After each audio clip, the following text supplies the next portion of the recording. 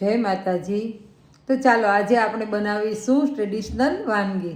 તો એ વાનગી છે આપણી મોહનથાળ, કે જે મોહનથાળ છે ને એક એવી પરંપરાગત વસ્તુ છે અને ગુજરાતી મીઠાઈ છે કે જે ઘી અને ચણાના લોટથી એટલે કે બેસનથી શેકેલું ખાંડ અને સાકરના મિશ્રણવાળી કે જે મોંમાં જતાં જ ઓગળી જાય એવી મીઠાઈ છે। અને તેમાં એલાયચી, કેસર અને જાયફળના મસાલાઓ તેમજ મીઠો સ્વાદ અને મોહક સુગંધ સાથે આપણને તે ખૂબ જ સારો લાગે છે।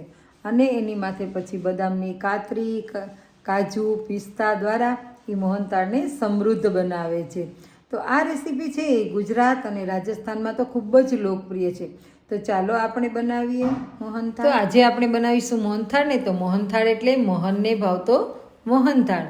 તો આ રેસીપી આપ જરૂરથી જોજો। તો ચાલો આપણે બનાવીએ મોહનથાળ। તો મોહનથાળ બનાવવા માટે થઈને મેં 500 ગ્રામ ચણાનો કરકરો લોટ લઈ લીધો છે, 500 ગ્રામ ઘી લીધું છે, તેમજ 400 ગ્રામ ખાંડ લીધી છે, અથવા તમે ખાંડની જગ્યાએ તમે સાકર પણ વાપરી શકો છો। હવે મેં 500 ગ્રામ લોટને ચાળીને લીધો છે અને તેને હવે આપણે ધાબો દઈ દઈશું। તો ધાબો દેવા માટે થઈને મેં 100 ગ્રામ ઘી અને 100 ગ્રામ જેટલું દૂધ લીધું છે, 1 પ્યાલો જેટલું દૂધ લીધું છે। ઘીને ગરમ કરી હવે ઘીને આપણે ગરમ કરવા મૂકી દઈશું અને આ બધું દૂધ અને ઘી એકદમ ગરમ થઈ ગયા છે। અને હવે મેં એક મોટા વાસણમાં મેં ચણાનો લોટ છે તે ચાળી લીધો છે અને આ ઘી અને દૂધનું મિશ્રણ છે એમાં ભેળવી દીધું છે।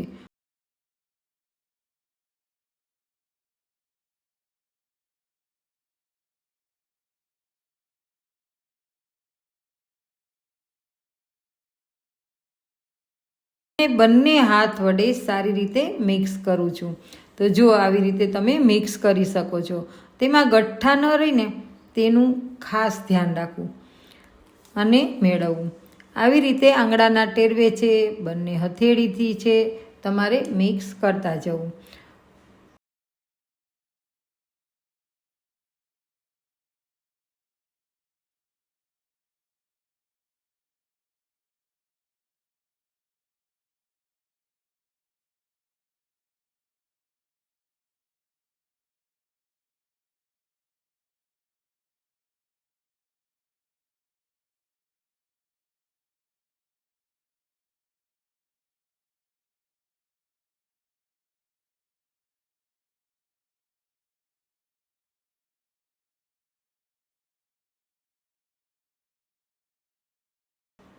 હવે આપણે આ મિશ્રણને હાથ વડે દબાવી અને એકદમ રાખી દેવાનું છે એક બાજુ।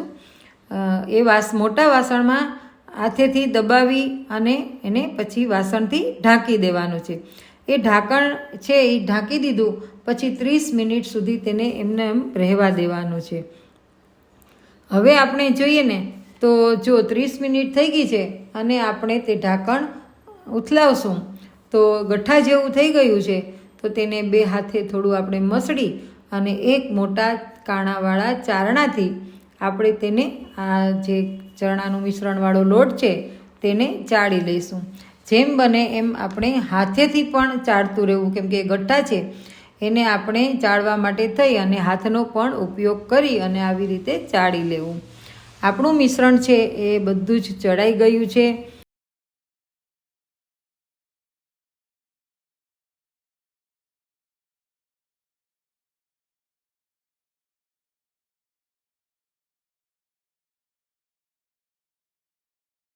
હવે આપણે એક કડાઈમાં ઘી ગરમ થવા મૂકી દઈશું।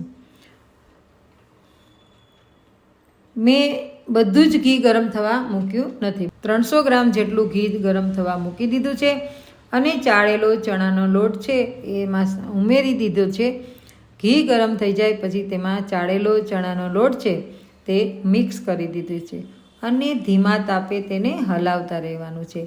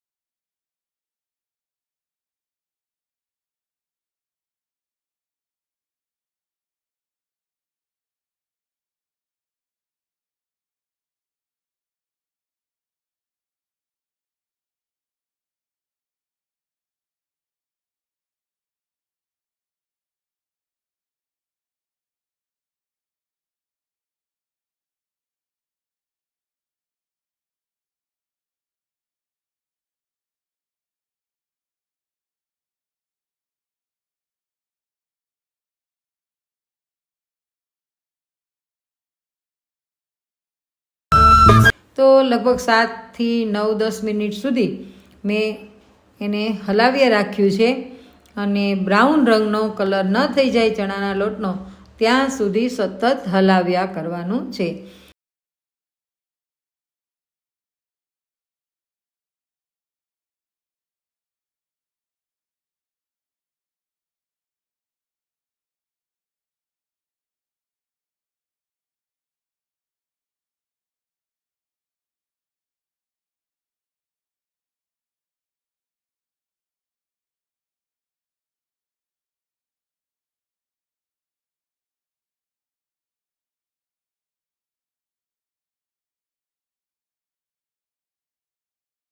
તો જુઓ, તમે પણ જોઈ શકો છો કે આપણું આ મિશ્રણ છે તે બ્રાઉન કલરનું થઈ ગયું છે અને કલર બદલાઈ ગયો છે.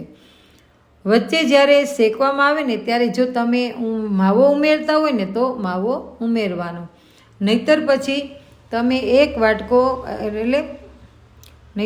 તમે અડધો વાટકો મલાઈ છે દૂધની એ લઈ અને એ મિશ્રણમાં ઉમેરી શકો કે જેથી કરી અને જે મોહનથાળ છે તેનો સ્વાદ છે તે ખૂબ જ સરસ અને સારો આવે. જુઓ, હવે આપણે દૂધ પણ ઉમેરી દીધું છે અને વધેલું ઉપરનું ઘી પણ ઉમેરી દીધું છે. તો જુઓ, ધીમે ધીમે આપણું મિશ્રણ થઈ ગયું છે તૈયાર. હવે આપણે તેને નીચે ઉતારી લેશું.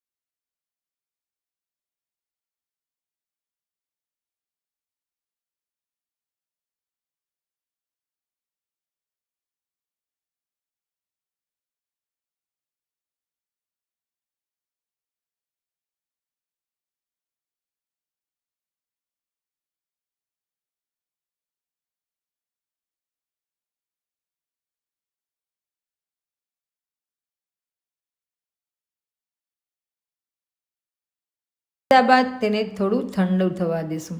ઠંડુ થાય પણ નીચે તો તળિયું જાડું હોવાથી ગરમ ખૂબ જ હોય છે, એટલે એને થોડી વાર માટે થઈને હલાવતા રહેવું અને ઠંડુ થવા દેવું, જેથી કરી અને નીચે રહેલું મિશ્રણ છે એ બળી ન જાય. હવે આપણે એક કડાઈમાં 400 ગ્રામ ખાંડ લઈશું અને એ કડાઈમાં ખાંડ લીધા બાદ ખાંડ બુડે એટલું આપણે તેમાં પાણી ઉમેરીશું અને તેને ધીમા તાપે આપણે હલાવીશું. જો આ ખાંડનું પાણી છે તેને આપણે ધીમે ધીમે હલાવતા રહીશું. અને આપણે છે તે આમાં 1 તારની ચાસણી ઘાટી લેવાની છે.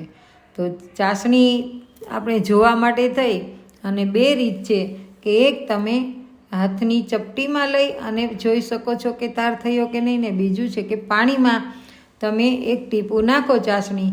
તો જો ચાસણી ઓગળી જાય તો હજી ચાસણી 1 તારી થઈ નહીં હોય, પણ જો એ ટીપું અલગ દેખાય તમને તો તમારે એક તારની ચાસણી થઈ ગઈ હોય એવું તમે જોઈ શકો છો.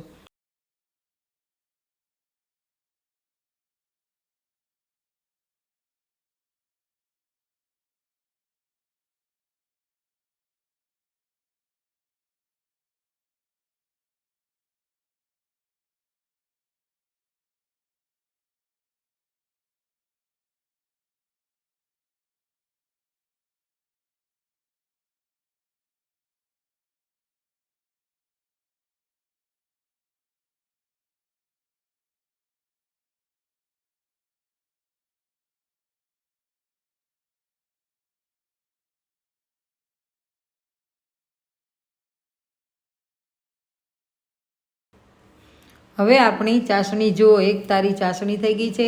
મેં રકાબીમાં પાણીમાં એક ટીપું ઉમેર્યું છે તો તેમાં પણ તમને અલગ દેખાય છે.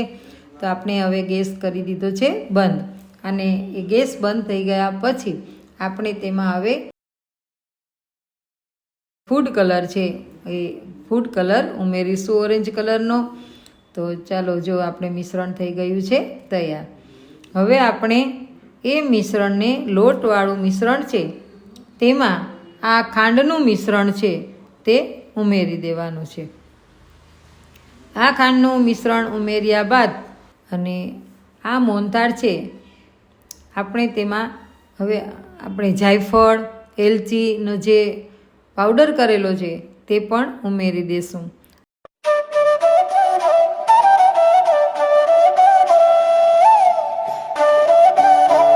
હવે આ ચાસણી છે તેને આપણે લોટવાળા મિશ્રણમાં ઉમેરી દેશું અને પછી તેને સારી રીતે એકદમ તવેથાથી હલાવતા રહેશું. એકદમ સરખી હલાવી અને આ બધું જ છે એકદમ ઘટ્ટ થઈ જાય ત્યાં સુધી ધીમે ધીમે તેને હલાવતા રહેવાનું છે.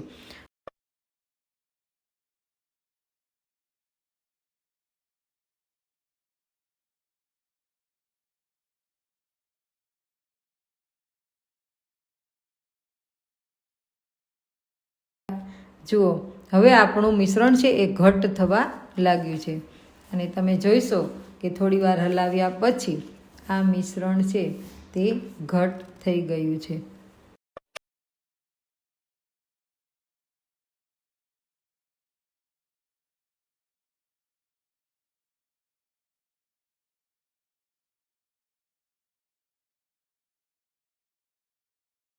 આપણે એક થાળીમાં ઘી લગાવી દીધું છે અને એ ઘી ઉપર એ થાળીમાં લગાવી દીધું છે અને હવે એ થાળીમાં આપણે આ મિશ્રણ ઘટ્ટ થઈ ગયું છે તેને ઉમેરી દેશું.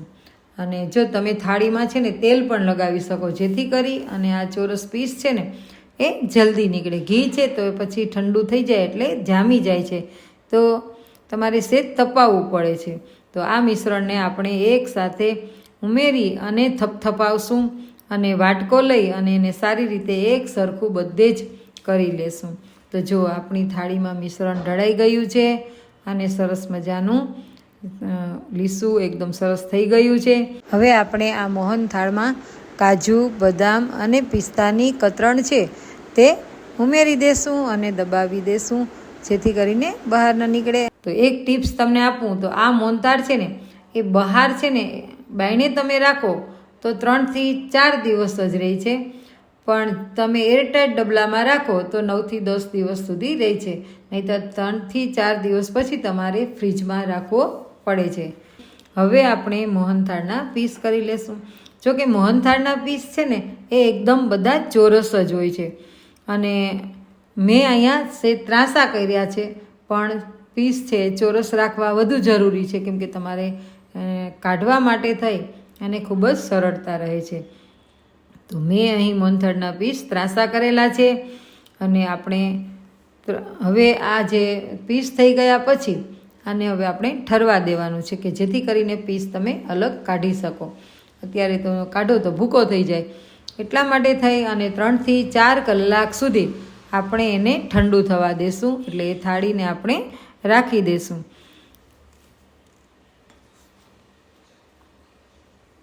તો જુઓ, આપણો મોહનથાળ થઈ ગયો છે તૈયાર. આપણે હવે સર્વ કરીશું. તો તૈયાર મોહનથાળ થઈ ગયો છે. તો ચાલો તમે બધા જ ખાવા જો આ મોહનથાળની ખાવા માટે થઈ અને આ મોહનથાળ તમને કેવો લાગ્યો અને તમે કેવી રીતે બનાવો છો તો તે પણ તમે કોમેન્ટમાં જણાવજો. અને જો તમને આ મોહનથાળની રેસીપી પસંદ આવી હોય ને તો વિડીયોને લાઈક કરજો, શેર કરજો અને મારી ચેનલ જો તમે પહેલી જ વાર જોઈ રહ્યા હોય તો ચેનલને સબસ્ક્રાઈબ કરી દેજો.